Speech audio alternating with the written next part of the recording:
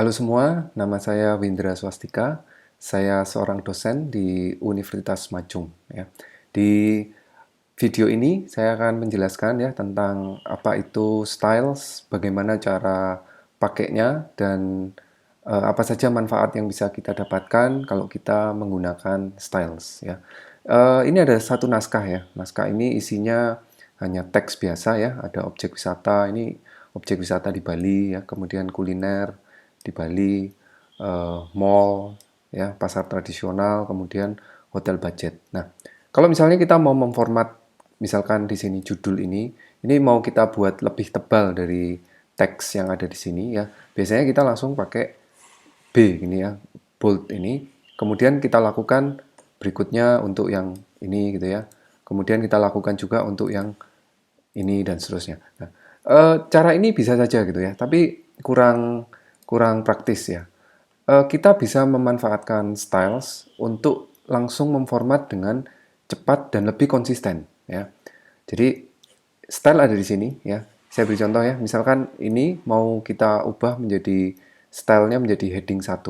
Nah, kalau kita klik stylenya maka dia akan berubah sesuai dengan style yang ada di heading 1.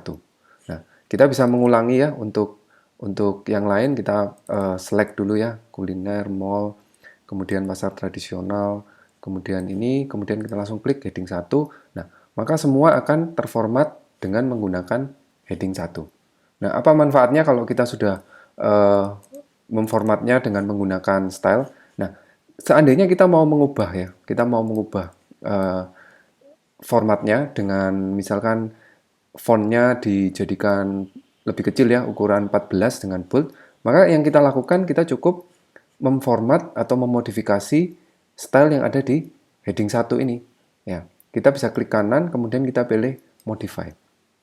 Ya, kita mau modify apa? Kita mau modify misalkan dijadikan 14, kemudian dicetak tebal, katakan warnanya diganti jadi hitam ya, seperti ini. Kemudian klik OK, maka semua yang heading 1 ya, ini tadi heading 1, ini tadi heading 1, itu akan terformat menjadi sama seperti style yang didefinisikan tadi. Ya. Selain itu kalau dengan menggunakan style, kita bisa dengan cepat membuat yang namanya table of content atau daftar isi. Ya, kita masuk ke reference, kemudian kita bisa klik table of contents ya. Kita klik table of content. Nah, di sini kita bisa pilih yang sudah ada ya, classics, contemporary, formal atau yang lain, atau kita bisa custom. Untuk sementara kita coba dengan menggunakan klasik ya. Kita klik, maka akan terbentuklah satu daftar isi ya yang lengkap dengan poin-poin yang ada di heading 1 tadi. Heading 1 ada di objek wisata, kuliner, kemudian mall, pasar tradisional, maka di sini akan muncul semua di daftar pustakanya. Nah, terus apalagi gitu manfaatnya kalau kita menggunakan style ya, menggunakan style dalam naskah kita. Kita bisa melakukan penelusuran naskah dengan lebih cepat ya. Misal kita masuk di view, kemudian kita aktifkan navigation pane ya, navigation pane. Nah, di sini ada pilihan untuk heading ya. Mungkin kalau di versi Microsoft Word yang for Windows beda, ini saya menggunakan Mac. Nah, di sini kita bisa melihat daftar-daftar dari heading style heading yang digunakan. Ya, di sini ada objek wisata. Kalau saya klik, saya akan langsung berada pada poin itu. Misalkan saya mau langsung ke hotel ya, begitu saya klik hotel, maka saya langsung berada di sini. Ya.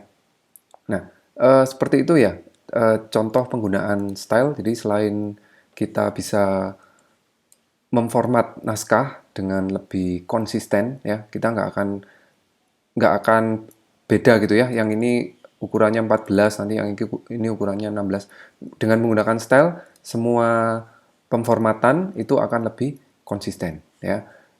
Cara memformat stylenya bagaimana? Kita bisa klik di sini, kemudian kita bisa modify. Kita uh, bisa modify formatnya, paragrafnya, atau uh, fontnya, ya, warna dan seterusnya. Ketika satu style diubah, maka semua yang menggunakan style itu juga akan otomatis mengikuti. Nah, seperti itu pemanfaatan style di Microsoft Word. Semoga bisa membantu membuat kita lebih bekerja dengan lebih efektif, dengan lebih efisien ya.